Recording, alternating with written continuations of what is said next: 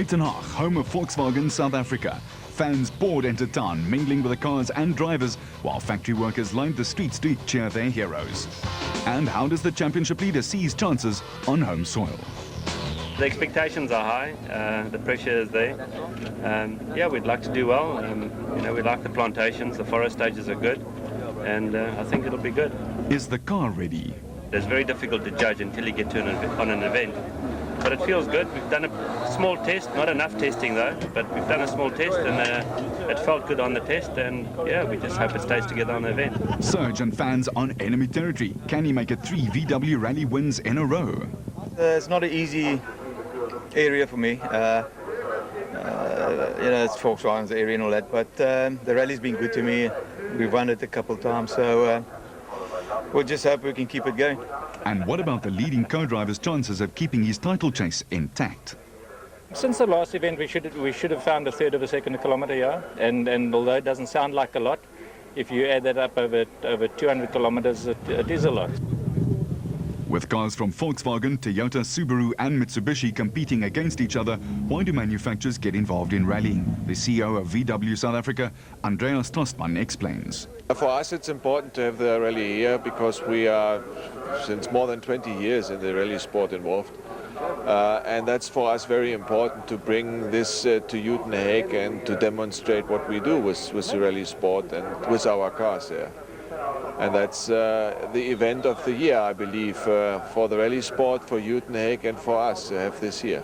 The important thing for us is to demonstrate the capability of the motorsport cars and the special preparation of the cars and demonstrate a little bit the technology, what you can do there. And I believe it's important for our customers and for a lot of people to see how a car can perform in rough condition, in rally condition.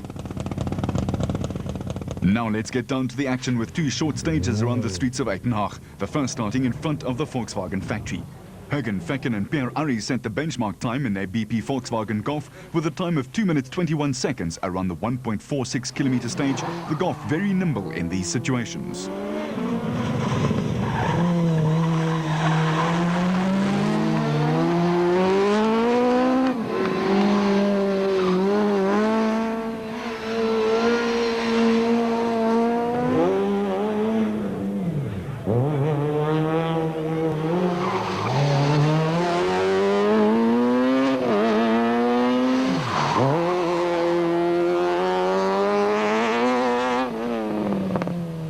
The more powerful 4-wheel drive Super 2000 VW Polo should in theory be quicker than the Golf.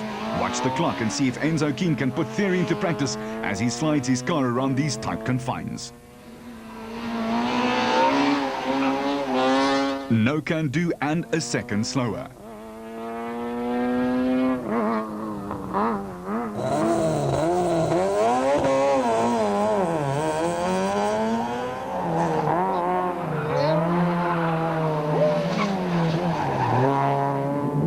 What about the triple winners this year? Surge is his usual smooth soft, knowing how these star stages put an extra strain on the cars. And again, keep an eye on the clock.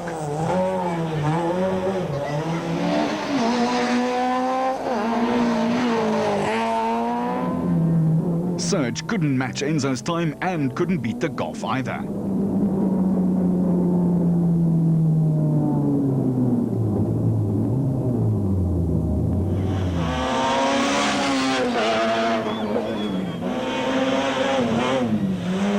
Now it's Janni's turn. Those sideways slides are spectacular for the crowds, but not necessarily the fastest way around the stage.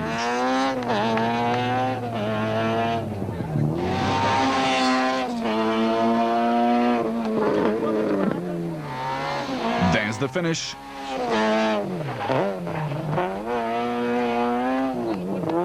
And not quite good enough. Damso and Habig set identical times, but the S2000s couldn't beat Fecken and Arries. Fernando Rueda and Martin Botha were back in the thick of things after Rueda missed the last round. The Spaniard showed all his flair as he flung his Sassel Mitsubishi Lancer around the town streets, setting the 5th fastest time in stage 1 and 3rd fastest in stage 2. Class A7, the top front-wheel drive class, promised a real bun fight between the Castrol Toyota of Charles Wilken and Robin Houghton and the Total Toyota of JP Damso and Kobus Frey. Johnny Gemmel and Marty Olivier were less than a handful of seconds adrift in their L&J plant Lancer, while the Subaru runners held on gamely.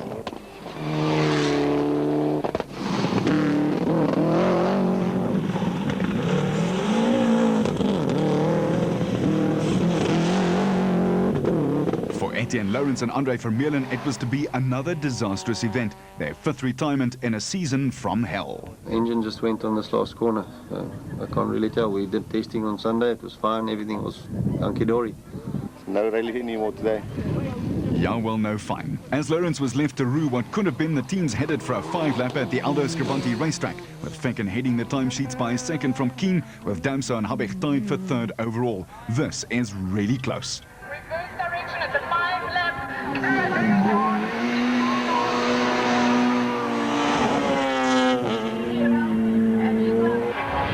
With rally cars running tarmac specification tyres as opposed to full racing slicks, the cars are a handful around the sweeping coastal circuit. Habich and Judd beat their teammates by a second, with Damso a further 2 seconds back after lifting off for his off-road moment. Which means that it has excellent...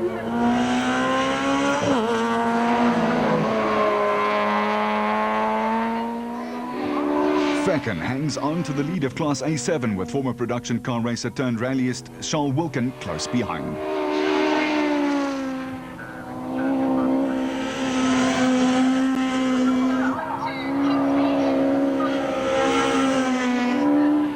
JP Damso down in 9th place after his 5-lapper, unable to find his rhythm in the early stages.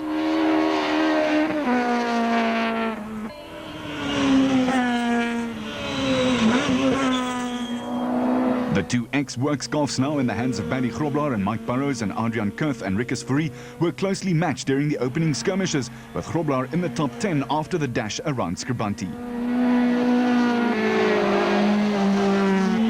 Class A6 sees a resurgent Skalkburger and Wimpy van Grienen ahead of Craig Trott and John Costa, both in near-identical Toyota Corollas.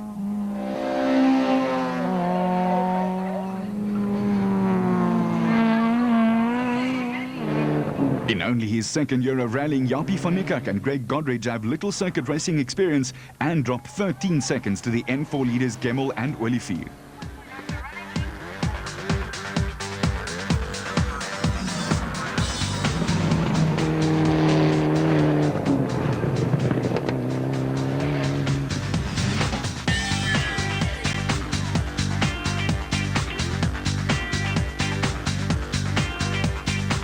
With 3 of the Mickey Mouse stages out of the way, the leaderboard has some interesting names up at the top.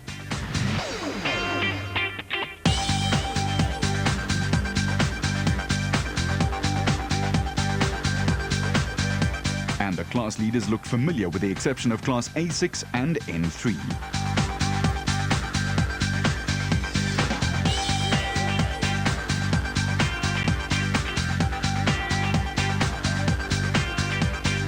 Back in Port Elizabeth for the first run of the 990-metre Kings Beach stage, hated by drivers but loved by the spectators who come out in force to watch in their lunch break. It's easy to lose the rally in a stage like this, and the drivers have to find the balance between speed and keeping the car off the curb. Enzo Keen claimed another stage win 2 seconds quicker than Serge Damso could muster. Richard Bem and Grant Sinclair powered their Sassel Mitsubishi Lancer to the second fastest time, equaling the time set by the Polo crew.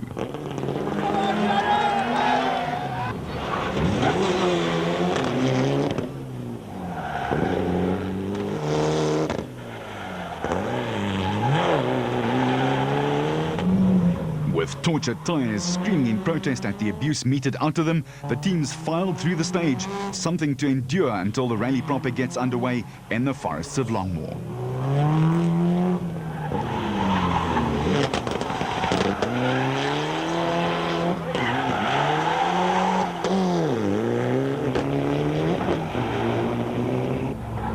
Further down the field, the Mitsubishi Subaru fight was represented by Paul Pfeiffer in his Evo 6 and Jacques Botha in his WRX.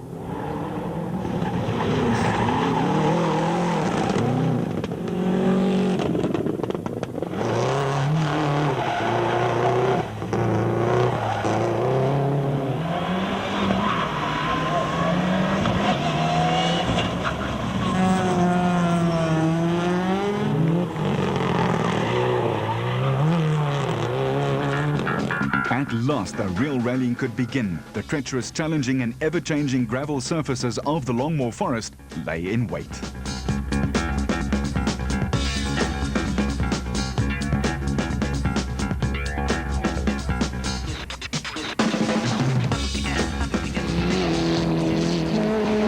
Claudio Piazzamuso and Janine Labaskachny are leading Class N3 for the first time this year in their Sasol Toyota Run-X from John and Douglas Williams in their Gajima AST Run-X.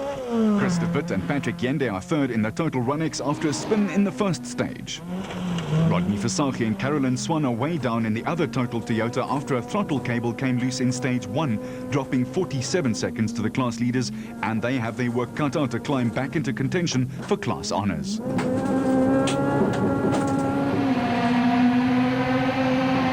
Racing while looking into the sun is a tough proposition, almost like driving blind actually.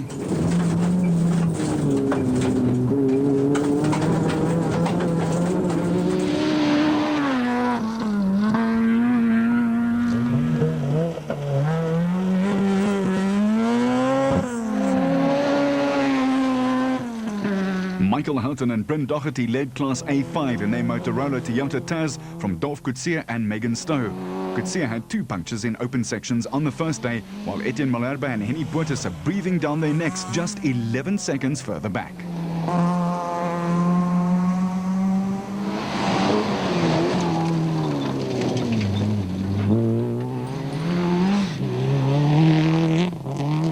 We caught up with Enzo Keen during a quick 15-minute service break. It's good to get back on the gravel where the real rally starts in the Longmore Forest, and I think it's the heart of the Volkswagen Rally. And well, there's nothing in it. Yanni's leading by 1 second, so I think, as we said, it's going to be, the rally will be won by the guy with the least flat tires, because there's not much difference in all of our times in the front. What's it like at the head of the A7 fight? Yeah, well, at this stage we're a bit in front. We're about 15 seconds in front of Charles, depending on what he did in this stage. We just behind the three S2000s, but Johnny Gemmell is busy catching us, so we're only 4 in front of him still. And what does Charles Wilkin think of Fecken's time so far? We started off and the pace is quite hot, and we were hanging on nicely until the last stage. I mean, we lost a bit of time against Hergen. The sun was right in our eyes, and you know, I couldn't see, and I was just overcautious. You know, I just didn't want to take any chances. So the rally is still long, so we'll see what's going to happen from here on in. A few of the corners actually caught us almost sleeping, because there was quite a lot of mud inside the forest. So yeah, it's tricky, you know. And like I said, with the sun like in your eyes, I mean, you just can't see where you're going, you know. And you're not on pace now, so you're trying to spot the road, but you can't see, so it's difficult. Why is Jean-Pierre Damso off the pace? Yeah, it looks like I'm getting left behind at the moment. We haven't found our rhythm yet. And it's best we get into a rhythm quickly, because they're leaving us behind. After the break, there's more Volkswagen Rally action coming up.